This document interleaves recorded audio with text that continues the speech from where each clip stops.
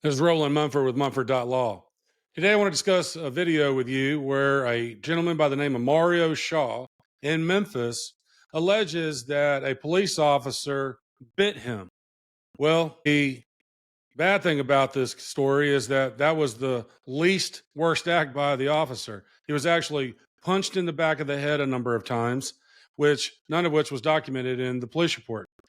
And you'll see in this video, this news report, the gentleman apparently was having some issues with a neighbor, something about a dog coming on the property, something that many of us have had to deal with before. And this gentleman is standing on the curtilage of his property, which is protected by the Fourth Amendment.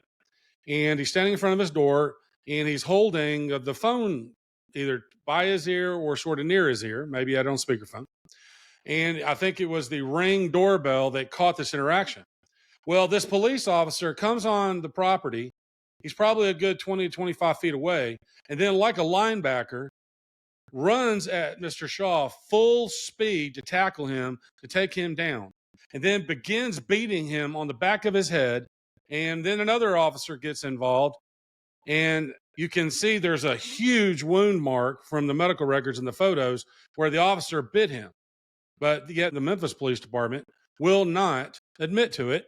And they don't discuss in the incident report or other paperwork about where the gentleman was being beaten in the back of the head. Now, this brings up an issue about the level of less lethal force that officers can use, or what type of physical strikes or punches and so forth that they can use to accomplish restraint of an individual.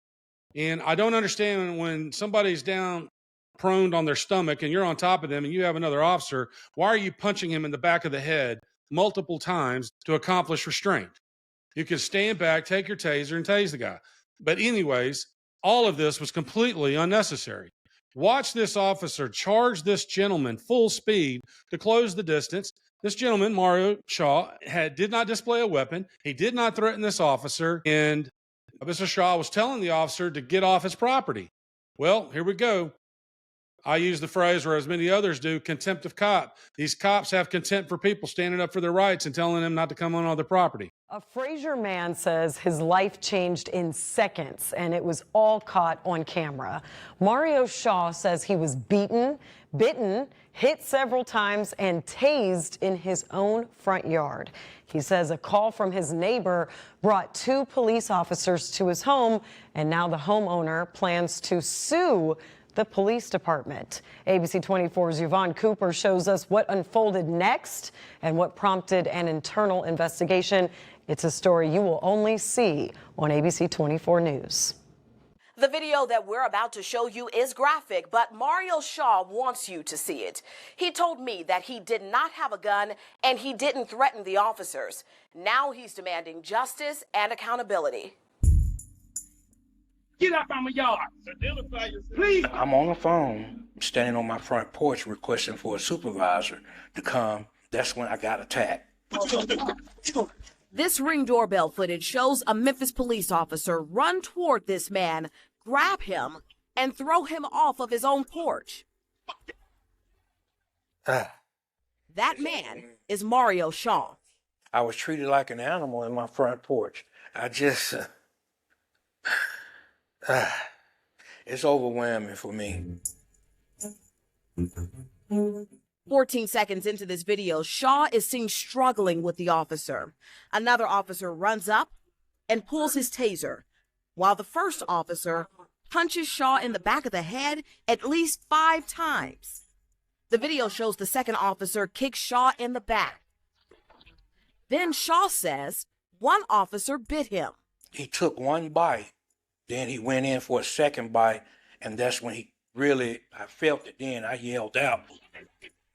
Shaw was treated for his injuries at Regional 1.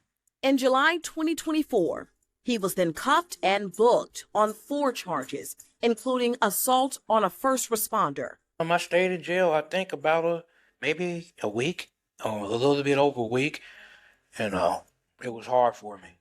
I felt that the system had let me down. But months later, in December, Judge Christian R. Johnson dismissed all charges against Shaw.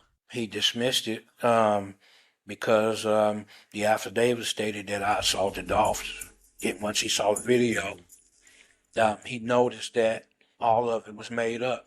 Moments before officers arrived at his home, Shaw said that he had an argument with a neighbor whose dog ran onto his yard.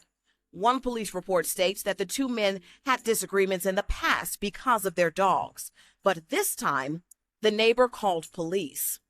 According to the affidavit and a police report, officers Taiwan Brooks and Kevin Shannon came to Shaw's home.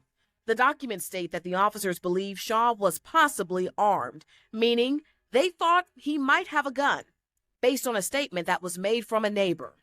Shaw said that he didn't, and there isn't a gun visible in this video. This footage only shows Shaw holding a phone to his ear. And the police report never mentions that the officers found a gun.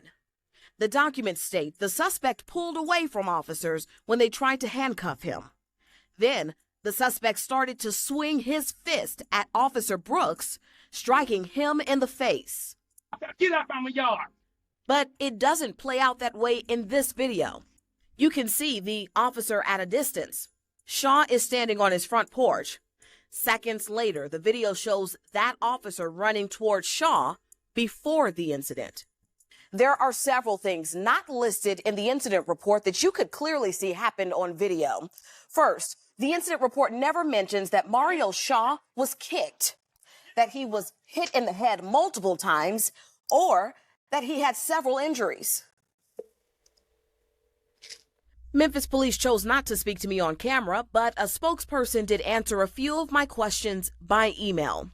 The statement reads in part, both officers completed the necessary use of force documentation following the event.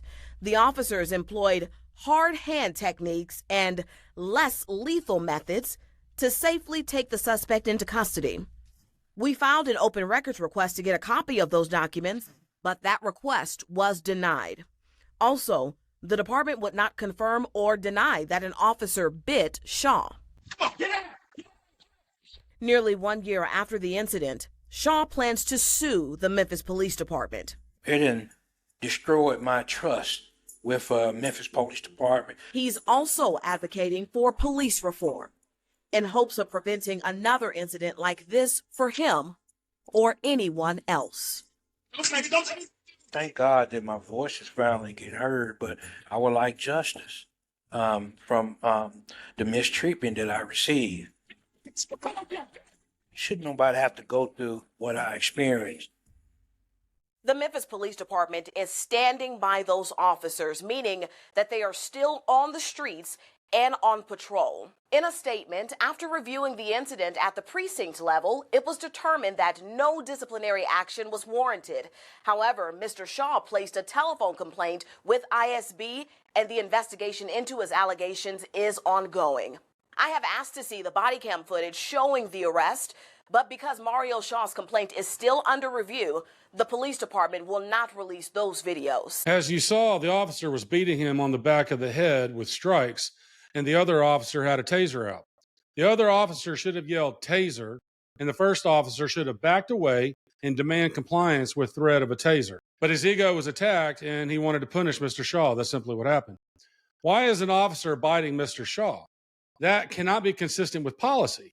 When that officer bit Mr. Shaw, that could result in the transfer of a communicable disease, either from the officer to Mr. Shaw or from Mr. Shaw to him, possibly. I was absolutely stunned by that. The judge ended up dismissing all these charges. But because this matter is with either internal affairs, where the officers are being investigated, but it appears the police department may have cleared them, or that the citizen complaint by Mr. Shaw is still being investigated, the police department is using that as an excuse not to produce the body cam video. And that is very common.